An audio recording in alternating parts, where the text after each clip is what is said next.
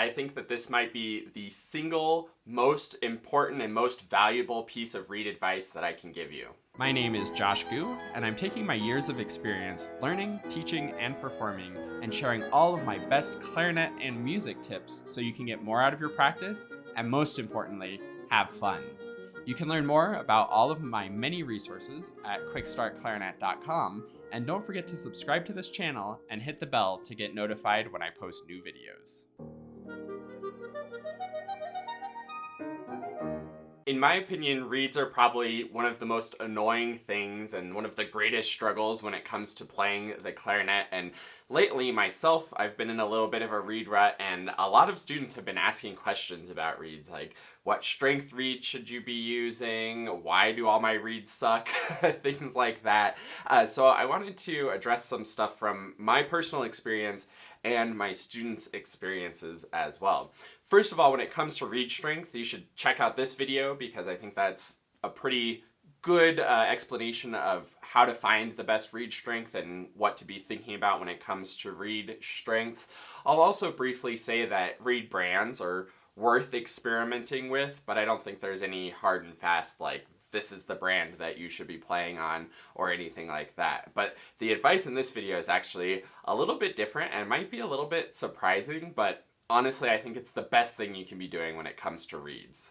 And that advice is simply to be using more reeds, breaking in more reeds, getting more reeds going, having more reeds in your rotation, just having more exposure to more different reeds. And it doesn't have to be, again, different brands or different strengths. Sometimes that can be sort of confusing for our embouchure and stuff to be jumping between strengths and brands and all of that kind of stuff, but it can just be the same brand, the same strength that you normally use, but just get more of them and use more of them. Let me explain a little bit about why this is important and sort of how I came to this conclusion when it comes to reeds. So for me personally, I've been a little lazy when it comes to breaking in reeds. I've never been a huge equipment junkie. I'm more of the kind of player who will like fight with my equipment rather than try to find the right equipment, which I think can be good. I feel like I'm a very flexible player now and can make lots of things work because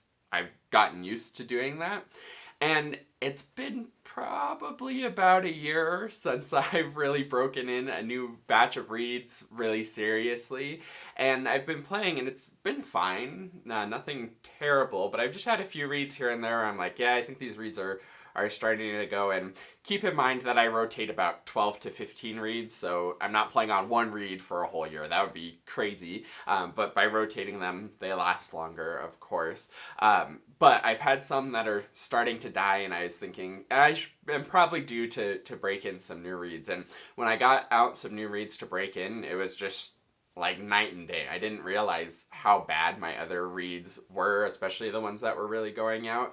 When I tried these new ones, I was like, oh yeah, that's what a decent reed feels like.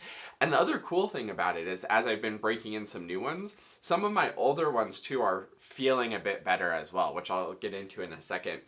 And I've also noticed this in some of my students lately. I had one student who was just having a really thin sound, not great support, not great connections between things, and I was like, I wonder if your reed is maybe getting a little bit old. And he's like, yeah, I've been playing on this reed for a few months now. And it was just one reed for a few months. And I was like, yeah, probably some new ones would be good. And the next week he had some new reeds, and again, night and day, just everything about the sound was better, bigger, fuller. If you're sitting there thinking like, I wonder if I need a new mouthpiece or a new barrel or something like that, honestly, just get some new reeds, and I think you might be surprised at the difference. I am a strong believer that the reed is the most significant piece of equipment. That's the thing where all of the sound comes from, closely followed by the mouthpiece, but I think the reed is even more important and also easier to change than the mouthpiece too.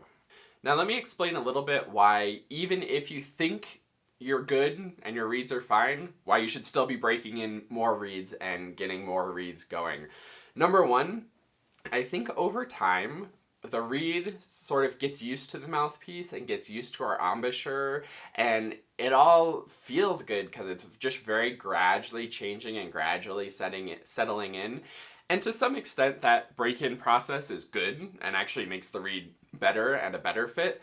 But over time, the reed sort of breaks down in accordance to how you're playing it and your mouthpiece, and it doesn't feel terrible. You sort of just get used to it and get in this flow of like, yeah, this is just how it feels to play, because it's slowly changing day after day and you don't really notice it until you put on a new reed and it's like light bulbs of, oh yeah, that reed wasn't doing as well as I thought it was. So that's the first most important part, is just getting those new reeds, because you don't realize how much you've settled into whatever your current reeds are at. The other thing about this too is it gets you more flexibility as a player. When you get out 3 new reeds, for example, every single one of them is going to feel a little bit different and require you to have a little bit of flexibility to find that sweet spot and start working with the reed and getting it dialed in. And I think that's a very valuable skill for us to have as players, is be able to respond to our equipment and work with it and have that flexibility. So having more reeds and trying new reeds is going to get that flexibility going. And then the last, I think, most valuable part of this is the more reeds you try, the more good reeds you're going to find. You've probably heard before that some professionals will get a box of 10 reeds and throw away half of them like right out of the box. And that's absolutely true. I personally don't do that because I'm cheap. I use those bad reeds for experimenting with adjusting or torturing myself in practice on sometimes. But even for me, I'll throw away maybe 2 or 3 reeds from a box pretty early on in the process of their lifespan. But also, I'll usually get 1 or 2 reeds per box that are really good, that I keep for like a year. Again, I don't play on them constantly for a year, but I had 1 reed towards the end of my master's degree that I performed almost every concert on for, I think, 6 months, just because it was so good. I hardly ever practiced on it. I would just pull it out for performances, and like almost every performance it was like, this is the best reed I have right now. So by doing more reeds and working through more reeds, first of all, you're going to know how to recognize good and bad reeds more quickly. And second of all, you're going to find more of those good ones. If there's only 1 or 2 good reeds per box, if you only go through 1 box of reeds a year, you're only going to have 1 or 2 really good reeds. Whereas if you go through a box of reeds every month, then that's 1 or 2 good reeds every single month. And you can build up a little back catalog too of your sort of special reed case filled with those very best reeds from each month, and have a good supply of exactly the reeds you need and want to be playing on for whatever performance for probably even a couple of years. If you were able to build up 12 or 24 really great reeds, that would be amazing. Actually, talking about that just now kind of makes me want to do it. I'm more of a 1 box of reeds a year kind of guy, and use those 1 or 2 good reeds for quite a long time, and it works for me. But thinking about that, I might have to go buy myself some reeds and try it, and I encourage you to do that as well. I hope that this was helpful and interesting to be thinking about. Again, you could learn how to adjust reeds, you could experiment with synthetic reeds, you could try different break-in processes, you can do all kinds of crazy stuff, but I think at the end of the day, the best thing is going to be to just try more reeds. So thanks so much for watching this. If this is interesting, leave a like. If you have any good reed stories, I would love to hear some of those in the comments.